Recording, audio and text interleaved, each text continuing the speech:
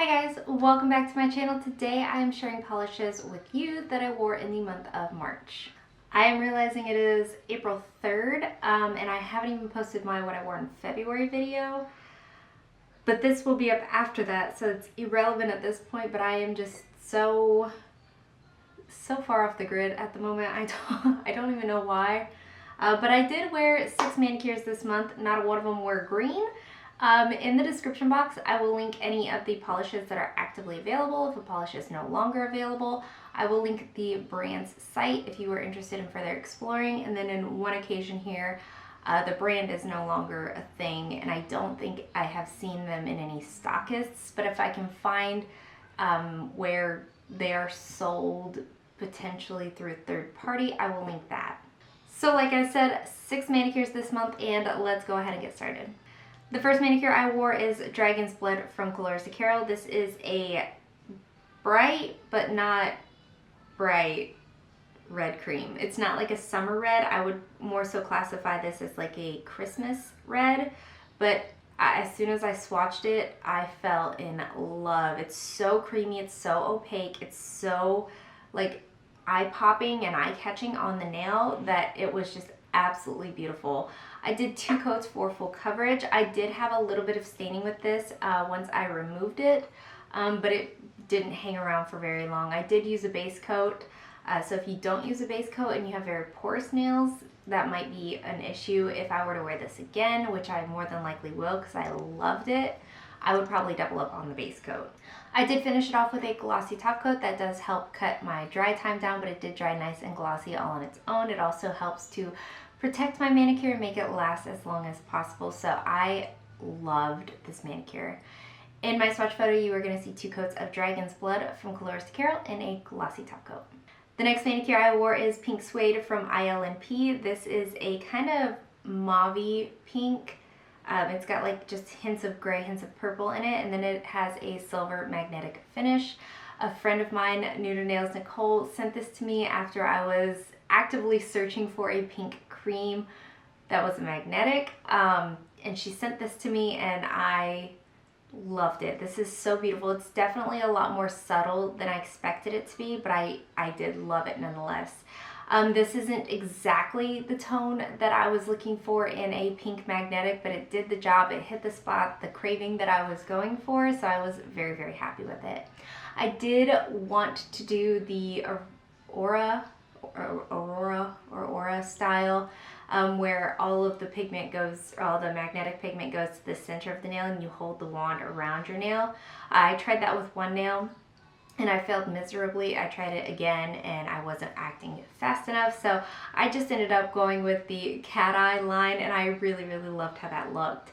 I have seen people do the magnetic effect for the Aura or the Aurora style magnetization using a tool that they have found at Home Depot. I just, however, cannot justify spending $30 on a magnet that I might use 2 times ever. So I usually like my magnetics to have a design, to have the cat eye, to have the zigzag, to have the lightning bolt, things of that nature.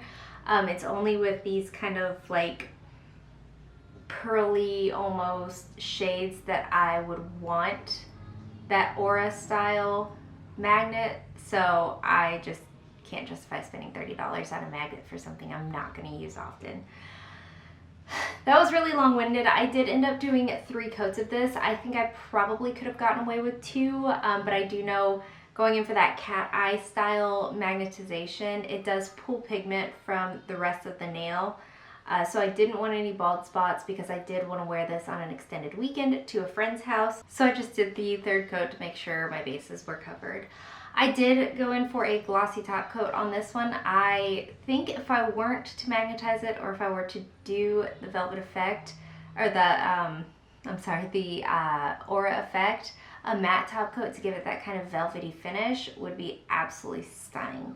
But I did do a glossy top coat. So anyway, in my swatch photo, you're going to see 3 coats of Ilmp's Pink Suede and a glossy top coat.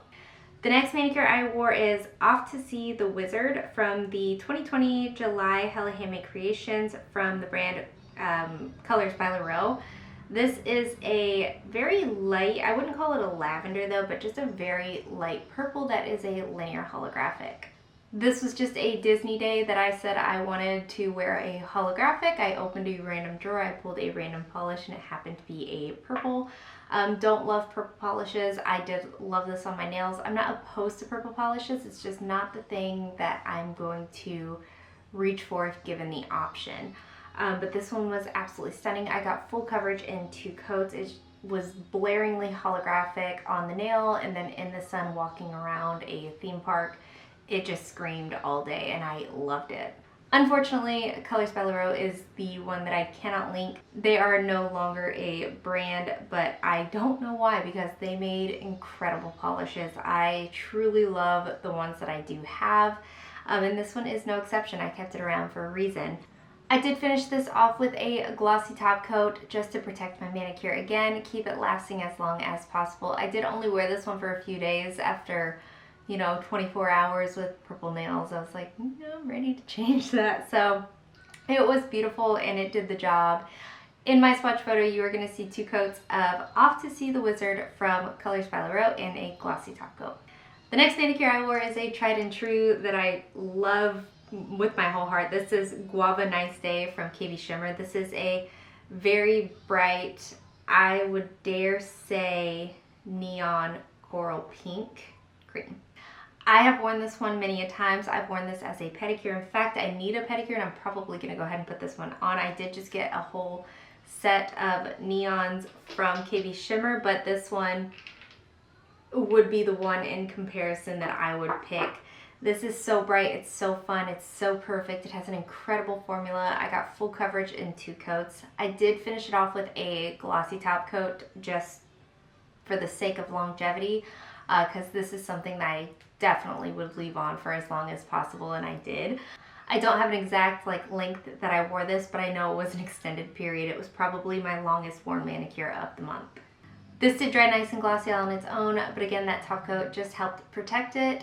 So in my swatch photo, you're going to see 2 easy peasy coats of Guava Nice Day from KB Shimmer and a glossy top coat. The next manicure I wore is Lust and Love from Ilmp. I had received their 10th birthday collection to swatch and review with no obligation to post or anything like that, no payments. So I also received 5 other polishes, and this was one of them. It kind of reminded me of Essie's Ballet Slippers in that it's like an off-white cream, but this one is a little bit more opaque than that, and it did have a good formula in comparison. My bottle of Ballet Slippers had the skinny brush, so I ended up taking a cap and brush from one of my bottles and just putting it on there, so it works just as well. But this one is how it standardly comes, and this has actually been my first experience with Ilmp, so I really wasn't sure what to expect as far as their brushes go. With the 10th anniversary collection, for some reason, so they're very short, flat, wide brushes, and they do have a rounded tip, but with the 10th anniversary collection polishes that I swatched, some of the rounded tips would, they're rounded, but then they have these weird edges, so it would be like this. And I was a little nervous that this would be uneven and then have that issue and then a massive cleanup issue. I didn't have that issue whatsoever with this, so I was very pleasantly surprised. I did still need 3 coats for full coverage. It was a little bit sheer and a little bit uneven, but that kind of is to be expected when I went in with the mindset of Essie's Ballet Slippers. So I was happy with this manicure. I did wear it for a few days, and I wanted to top it off with KB Shimmer Scratch That I just got in that same neon collection, but I didn't make it around to doing that before I started chipping. So in my swatch photo, you are going to see 3 coats of Ilmp's Lust and Love and a glossy top coat. The last manicure that I wore is Yesterday's Feelings from my brand Pampered Polishes. This is an oil slick multi-chrome. It starts with this purplish base, and then it goes to a pink to a kind of copper to gold to green. You get the whole rainbow spectrum of colors in this, and then it has a linear holographic. I don't know why I have been on just this absolute kick of wanting multi-chrome linear holographics. So I've been hunting and searching for every single multi-chrome pigment that I can find and putting a linear holographic to it because I just think they are stunning. I can't stop wearing them. I don't want to stop making them, so I haven't. This is pretty similar to, I want to say, Power Stone from my Infinity Stones collection from January, but the color shifts are different. The primary color is still this purple. This purple, Yesterday's Feelings, is more of a pinky purple. The Power Stone purple is more of a like primary purple. And then that polish goes through more of the like blues and like the cooler shifts. And then this one goes through the warmer shifts. So they are similar. And I know looking at multi-chromes in general, it's everything is just like one shade off from the rest. But I think they are just so fun and so gorgeous. So when you throw a linear holographic into the mix, I swoon. So I did really, really like this one. I don't want to say it's my favorite of the collection because there's a couple in there that really, really speak to me, but I really, really love this one. I got full coverage in 2 coats. It did dry nice and glossy all on its own. Again, that top coat is I didn't wear any glitter. This is going to dry nice and glossy all on its own in a nice, smooth, even application. Easy removal, no problems whatsoever, no running, pooling, staining. In my swatch photo, you are going to see 2 coats of Yesterday's Feelings from my brand Pampered Polishes and a glossy top coat. I cannot believe I didn't wear a single glitter nail polish in March. That blows my mind. I also didn't wear a single green nail polish in March. I don't really know what was going on, but I guess come April, I'm gonna have to wear some glitter just to even things out a bit. But anyways, those are the polishes that I wore in the month of March. Let me know what you guys wore. Did you do anything special for St. Patrick's Day? Did you do anything special for Easter? I forgot Easter was at the end of March, and I ended up wearing this really dark, not really dark, but this darker multi-chrome instead of like a pastel manicure that I usually tend to lean towards. So did you dress up your nails for St. Patrick's Day or for Easter? Do you guys celebrate any of those holidays? What did you guys wear in March, and what was your favorite from my manicures? Give this video a thumbs up if you liked it, subscribe if you'd like to see more from me, and I will talk to you again next time. Bye.